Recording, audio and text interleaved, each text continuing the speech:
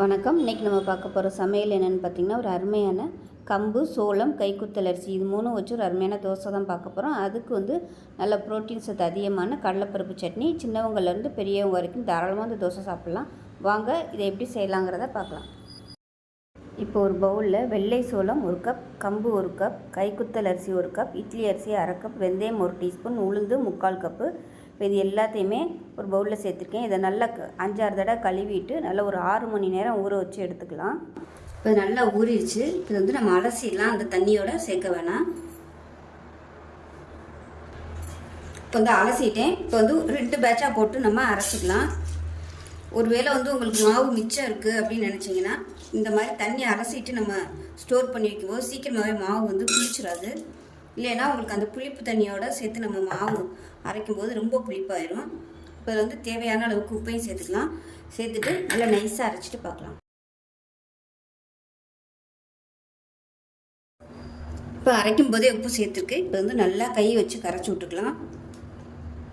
இப்போ நல்லா கரைச்சாச்சு.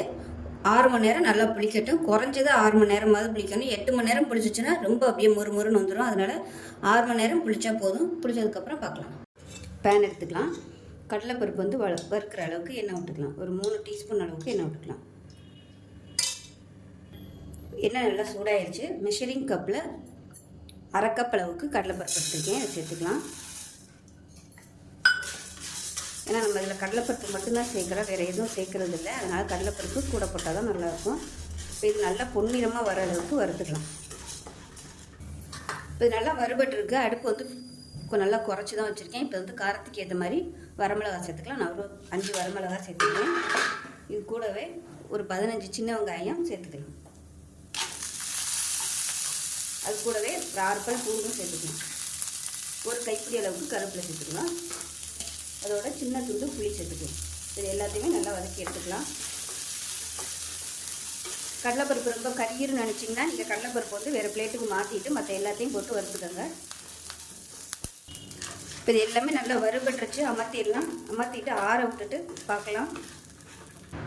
இப்போ பார்த்திங்கன்னா மிக்ஸி ஜாருக்கு சேர்த்துட்டேன். இதில் தேவையான அளவுக்கு உப்பு சேர்த்துக்கலாம். இது 1 டீஸ்பூன் அளவு இருக்கும். கல் உப்பு சேர்த்துருக்கேன்.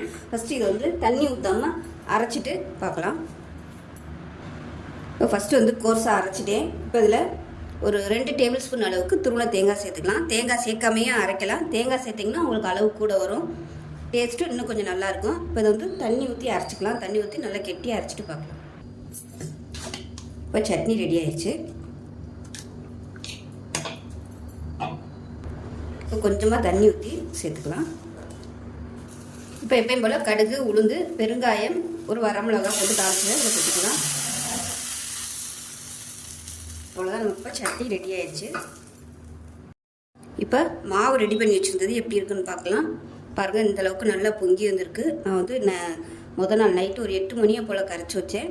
நைட்டு ஒரு 3 மணிக்கெலாம் தூக்கி நான் ஃப்ரிட்ஜில் வச்சுட்டேன். இந்தளவுக்கு பொங்கிடுச்சு. காலையில் ஒரு 6-7 மணியை போல் பார்த்தோம்னா ரொம்ப பொங்கி மாவு வேஸ்ட்டாக போயிடும். அதனால் நான் ஒரு 3 மணியை போல் ஃப்ரிட்ஜில் தூக்கி வச்சுட்டேன். பாருங்கள், நல்லா அருமையாக வந்திருக்கு. இதுக்கு மேலே விட்டுருந்தோம்னா ரொம்பவும் அப்படியே நொறுச்சு போயிடும். தோசையும் ஊற்ற வராது, இட்லி ஊற்றினாலும் குண்டு குண்டாக வராது. இப்போ நான் இன்றைக்கி தோசை தான் ஊற்ற போகிறேன். இதில் நீங்கள் இட்லியும் ஊற்றிக்கலாம். லைட்டாக அப்படியே மிக்ஸ் பண்ணி விட்டுக்கலாம். ரொம்ப போட்டு அடிக்க வேணாம். லேசாக மிக்ஸ் பண்ணி விட்டுட்டு நம்ம தோசையோ இட்லியோ ஊற்ற ஆரம்பிச்சிக்கலாம். இப்போ தோசைக்கு நல்லா சூடாயிருச்சு. தோசையாக ஊற்றிக்கலாம். இது இட்லியாகவும் ஊற்றலாம், தோசை ஊற்றலாம், ஊத்தப்பம் மாதிரி கூட நீங்கள் ஊற்றலாம். நல்லாயிருக்கும். 2 நாளைக்கு ஸ்டோர் பண்ணி வச்சுக்கலாம்.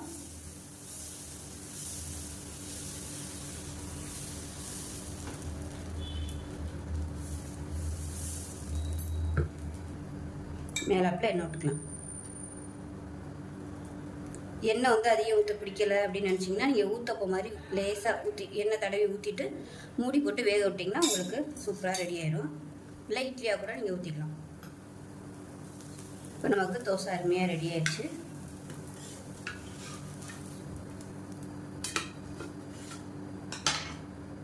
இதே மாதிரி இன்னொரு தோசை ஊற்றிக்கலாம்.